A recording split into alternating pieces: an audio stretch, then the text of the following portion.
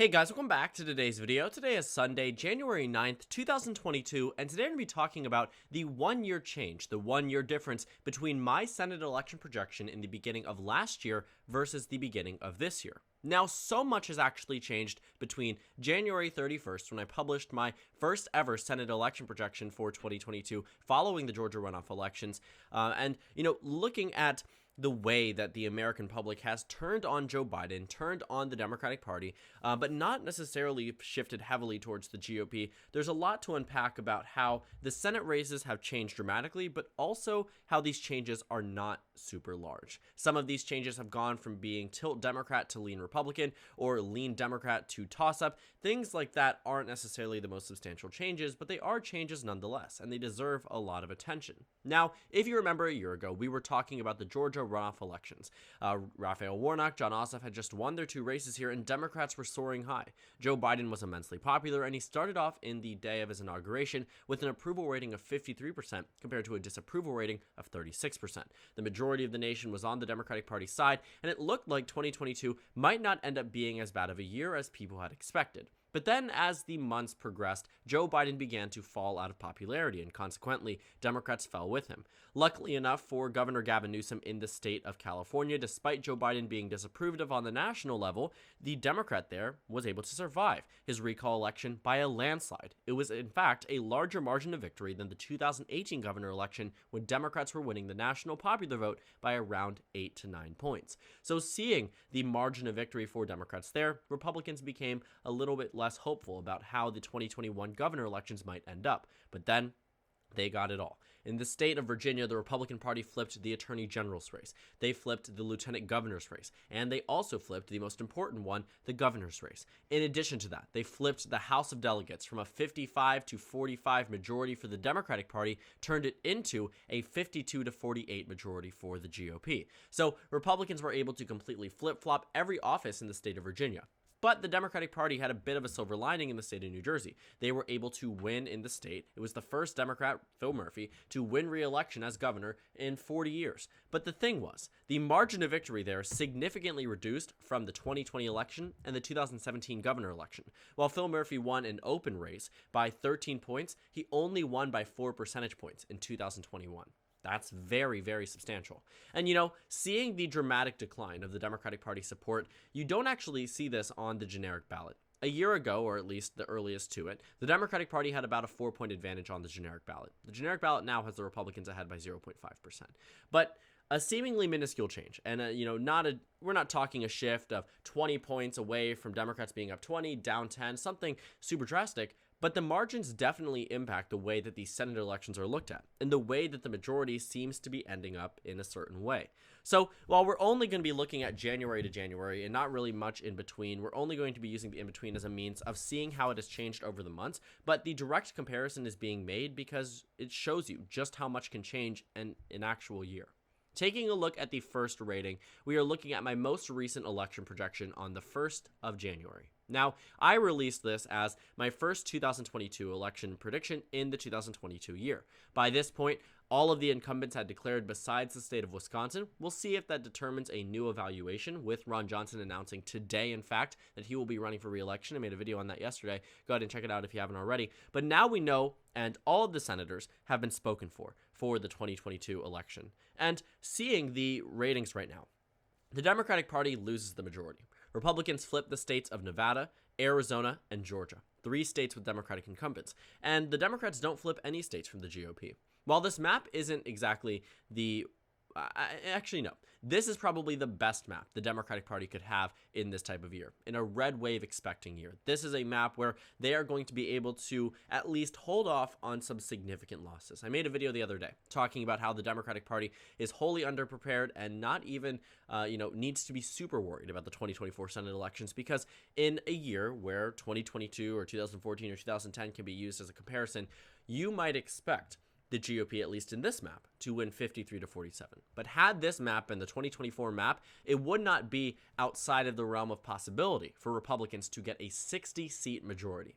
If this map ends up holding up in 2024, depending on who wins the presidential level, Republicans could actually end up with over 60 seats in the United States Senate, which would be a very big victory for the GOP. But point back to our 2022 prediction in the month of January, you see that a lot of these races are close. But a year ago, they were much more favored for the Democratic Party. Take a look at how they have changed pretty dramatically. On January 31st, this was my election prediction. The state of Pennsylvania flipped from the GOP. Democrats held on to swing states in New Hampshire, Georgia, Arizona, and Nevada by lean margins. The only tilt state on this map was not a state won by the GOP, but of course was the state of Pennsylvania, as you can see. And looking at Wisconsin, North Carolina, and Florida, the ratings haven't changed between Wisconsin and Florida, but they have in North Carolina. A year ago, they were more favored towards the Democratic Party. It was less likely for the GOP to have a resounding victory across the state. Now, it seemingly is much more likely. And, looking at the rest of the map, you had Colorado as safe. You had Alaska as likely. Ohio and Iowa haven't changed. Looking at the state of New Hampshire, the lean characterization there, I think Democrats were able to hold, even with the expectation that Chris Sununu was going to run in early 2021. And the only real reason was because of the fact that Joe Biden was soaring high. Democrats just came from a solid victory, in addition to the fact that Chris Sununu in polling data was still only leading by single digits. Now, keep in mind, Chris Sununu, I think, would have been a very good candidate. I think he would have been able to do well in the Senate race, better than any Republican could have. But to act as if he was unbeatable, that he was some type of impossible candidate for the Democrats to shoot down is completely wrong. Senate elections are very different than governor elections. There's a reason why Chris Sununu was up 30 points in polling data before the 2020 governor's race, but when questioned to the same type of people for the Senate race was only up 6 points. When you nationalized candidates, they get tied to the most extreme people in their party. Chris Sununu would have been tied to Trump. Chris Sununu would have been tied to McConnell, would have been tied to McCarthy. And those type of ideals and ideologies don't work well in New Hampshire. Chris Sununu is not a McCarthy-type Republican. He is not a McConnell or Trump-type Republican. But as soon as he is associated with such, that's why you see the immediate detraction of support. In addition to that, there are so many more national implications of him being a senator than there would be on the governor's level. But we're pulling away from the main point here. The change here, you can see visualized, back and forth. The map gets redder. The states begin to flip. Democrats begin to lose support. You can see here how the map has drastically changed from then versus now. Main difference, Pennsylvania has shifted over 1 to tilt Republican. That also should be a prime target for Democrats, because even in this one-year shift, the state doesn't shift super drastically. The same thing in Georgia. It goes from a state where Democrats are up by lean. They eventually went down to tilt at a certain point, and then it ended up in partisan control. But then Stacey Abrams announces, David Perdue announces, weakens the chances of a strong GOP-based core support group across all the tickets there, whereas Democrats will absolutely have that. In addition to that, you're looking at Arizona and Nevada. Not super drastic changes here. All of these states, as you can see within the year, are within the Democratic Party's reach. Even though they may have shifted towards the right, we're about a year away from the 2022 midterm elections, or we're 302 days away, which means that in just a couple of months, you could see these races go from being lean Democrat or potentially lean Republican back to where they were before, or further towards the rightward or even leftward direction. If you compare the map from January until about July or August, you can see that the map doesn't seem to change much. But then when you go from August to September, all of a sudden the Senate majority flips. 4 seats go in a different direction. You go a month later and the map solidifies. You go a month later and Republicans expand by 2 additional seats. I mean, you can see that while the change from January to August, you see this map as, okay, this isn't much of a change. So all of those months pass, but nothing substantial changes. But from August to November, in just a matter of 3 months, the majority goes from 52 for the Democrats to 48 for the Republicans to 54 for the Republicans to 46 for the Democrats. So while it seems like much hasn't changed between a set amount of months, what we've seen recently speaking is that this map can drastically change in just a short period of time. When Joe Biden was in the honeymoon phase and Democrats were riding high, of course, it was hard to see a change. But right now, even though Joe Biden is unpopular, it's not out of the possibility for him to resurge to popularity because he's done it before. He isn't Donald Trump. Now, I think that the large things that we should take away from this is that the Senate map here doesn't really change much. While they may move in different directions in favor of different political parties, these races are salvageable for both political parties. And they also show us that the Democratic Party and the Republican Party have both failed to capture any of these states that were characterized as safe from January 2021 and turned them into swing states in January of 2022. When you saw the 2020 Senate elections, and I'll show you just for the sake of bringing back old elections, you can see here that there surprisingly were states that were considered safe in the very beginning that ended up narrowing down. I'm talking about states such as Kansas that were decided by just 11 points. This race was solid Republican when it was first characterized. Another race that was characterized as solid Republican was the state of Montana. Steve Daines, as the incumbent, only ended up winning by 10 points. Impressive, but not impressive for a state that voted for Donald Trump by 15 plus points in this exact election. Another election that was rated safe Republican, the state of Texas. John Cornyn wins by single digits. He used to decimate across this map. Mississippi ends up being a 10-point victory. Keep in mind, Trump is winning by more than 15 points across the state. It's a safe red state on the presidential level. But Democrats never were in any type of competitive nature in these 4 states I've already shown you, yet they brought it there in 2020. South Carolina included. Lindsey Graham wins by 10.3% over Jamie Harrison. Keep in mind, Trump is outperforming him. I mean, it's something to point out that Lindsey Graham, even though a well-known Republican, and while the race was expected to be much closer, still did not win by a safe margin like he used to. I mean, the point is that a lot of these races, Alaska, South Carolina, Mississippi, Texas, Kansas, Montana, those are 6 states, and Maine, 7 states that were rated as safe and solid Republican in the initial ratings from 2019 and some in early 20 that ended up going to further towards the left. And while they weren't won by the Democratic Party, they got closer than they were supposed to be, and they forced Republicans to compete. $100 million spent in Maine, $100 million spent in South Carolina. Imagine if all of these 6 states were shored up and there was no chance of a Democratic Party victory. Georgia would have been locked down in the very beginning because of, let me rephrase. Let me go ahead and ended up speaking correctly right now. Instead of spending $500 million across these 7 races, the Republican Party could have spent that on Georgia, could have spent that on North Carolina, could have spent that on Michigan or Minnesota and expanded where they were, could have spent it on Arizona. But they didn't, because Democrats forced them to be competitive in areas they normally were not competitive in, or at least forced them to be less than safe in areas they were previously safe in. Now, looking at this map, Republicans have failed to do it, and Democrats have failed to do it. They haven't been able to make states like Missouri and Indiana that were competitive in 2016 back to being competitive.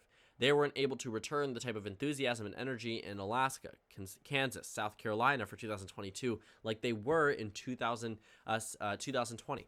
In addition to that, Democrats have been able to win recently in the past 10 years in states such as North Dakota. That's not going to happen in 2022. And for the Republican Party, they don't seem to be doing too well in states that they were competitive in before. States such as Washington State, no longer competitive. Colorado, no longer competitive. Can't field their own governor in the state of Vermont, no longer competitive. These states are solid. Illinois recently had a Republican senator as recently as 2017, not competitive. Republicans aren't able to expand into this Democratic area, and you can see that the change here really only impacts the same 10 states that we routinely characterize in every single one of these videos. Looking at the Senate map here, I would say the most substantial changes are obviously Nevada, Arizona, and Georgia. That's really it. Pennsylvania was tilt before. It's not super impressive or super substantial that it is now tilt Republican. Wisconsin has stayed the same. North Carolina has gotten more Republican. Ohio has stayed the same. And Florida has stayed the same. Whether this is a testament to American stability in American politics, but I don't think it should be or is, because there is no stability in American politics, but I do think that it does show that a lot of these states have remained competitive. No one has shored up or added in or detracted from the toss-up states in this map, except for maybe Alaska, because it seems to be a Republican versus Republican ranked choice voting race, with Kelly Tshibaka being endorsed by President Trump versus the incumbent Lisa Murkowski. That should be an interesting race. I'm going to tell you that right now. But, looking at our Senate map in 2022, what we are being faced with here is that it's a map that the Democratic Party likely could have foretold the results a year or 2 in advance. I mean, they could have looked at this and said, okay, if Joe Biden wins the presidency, if they're looking at it from the strategy team of the Biden War Room in 2019, they're saying we can probably expect Ohio, North Carolina, and Florida to be gone. We can probably expect Georgia, Arizona to be gone. Maybe Wisconsin, Pennsylvania, maybe Nevada. And it would have been probably super accurate. And that's just the way that this map falls. It is a very good map for both parties. I think that the Republicans have a good opportunity to expand into the majority, and I think Democrats also have a very good opportunity of holding the majority. It's not lopsided like the two other maps are. And, looking at the realm of possibility that this map ends up being correct, or the map from a year ago ends up being correct, I would say, depending on how the next months go, it really could be anyone's guess. The Senate elections do sway with the American public's opinion. As you can see, as soon as Joe Biden became unpopular, Republicans began to do well in a bunch of these states. Because as public sentiment goes, so does the swing elections. That makes sense, right? And, seeing how the map has changed over the past year, am I impressed by the GOP's ability to flip some of these states in terms of expectation and in terms of polling data and fundraising numbers? Yes. But could they be doing better? Also, yes. I made a video the other day talking about how the generic ballot is still competitive. Despite Democrats being down 9-10 points nationally speaking with Joe Biden's approval, they maintain their advantage, and not necessarily their advantage, their closeness and competitiveness with Republicans on the generic ballot.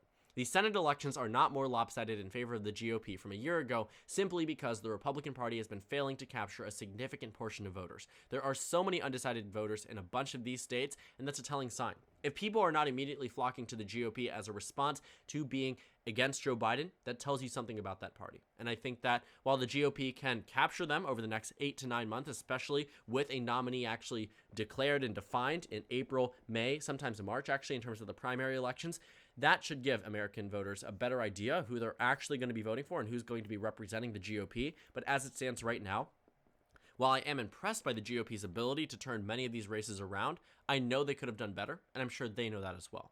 But that's all said and done. We are looking at just a one-year change. So much can change over the next months, and we will be right here for the ride, tracking it every time it does. So thank you guys so much for watching this video. Make sure to comment down suggestions below. Subscribe on the left if you haven't already, and check out the Instagram and Twitter. At the bottom left of the screen, there's also a Discord server for you to go ahead and join. On the screen, there's a video you can watch, and then a playlist for my 2022 Senate election analysis videos. Again, thank you guys so much for watching, and I will see you all later today.